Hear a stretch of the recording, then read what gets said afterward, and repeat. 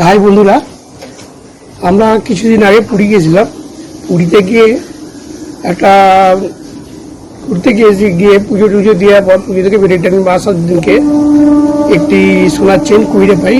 চেনটির ওজন আছে 10 গ্রাম। সেই চেনটি কাল আমরা তো জানতাম না, তবে জানলে হয়তো ফেরত দিতাম, কিন্তু আপাতত তাদের ঠিকানাটা খুঁজে পেয়েছি। দুদিন পর আমরা এখন তাদের চেনটা ফেরত দিতে যাচ্ছি। তারা এখনো পর্যন্ত কেউ জানেনি চেনটা তারা আজও ফেরত পাবে। তাদের বাড়িতে আজকে বেরিয়েছি। হ্যাঁ, মানে ফেরত পাবে কিনা এখনো পর্যন্ত জানিনি। হ্যাঁ, এখনো পর্যন্ত তাদের বাড়িতে আমি আজকে যাচ্ছি। তা এই মুহূর্তে এখন দেখা যাক তাদের বাড়িতে গিয়ে চেনটা ফেরত পাবো পর তার মুহূর্তটা কি হয়। এবং সেখানে গিয়ে দেখেছি, খবর পেয়েছি যে প্রচুর কান্নাকাটি করছে ভদ্রমহিলা। কেউ কে কুড়িয়েছে কি জানে না, অত ভিড়ের মধ্যে কে পাবে, কে জানবে, কেউ তো জানবে না। হঠাৎ করে আমি খুঁজে পাই, এবার আমাদেরই জানাশোনার মধ্যেই, তাই আজকে ফেরত দিতেছি। দেখা যাক। হাই বন্ধুরা, আমরা এসে গেছি সেই ব্যক্তির বাড়িতে। সেই ব্যক্তি হচ্ছে অ্যাকচুয়ালি আমার ছোটো বোনের বন্ধু। আমরা জানতাম না যে ওনারই ছিল, তবে ফটো থেকে বুঝতে পারলাম ওনার একটা ছবিতে ছাড়া আছে। অনেক বোনের বন্ধুর মোবাইলে দেখলাম যে চেনটা ছবিতে একই চেন। তবু যাক, এখন মিলে গেলে ভালো।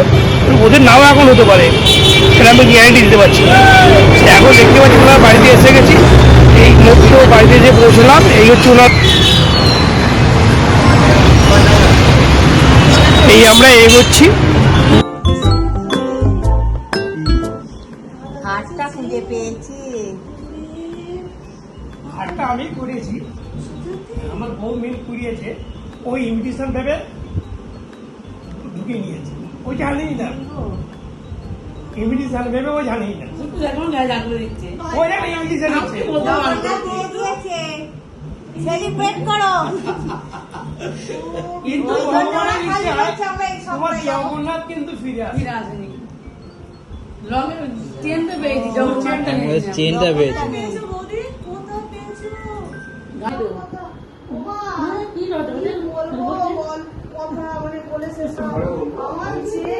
পল্লবীর বৌদি কুড়িয়ে পেয়েছে, তারা আজকে এসেছে আমাদের বাড়িতে ফেরত দিতে। জানো কি বড় এরকমও হয়, আমার গা করছে, আমি আর বলতে পারছি না।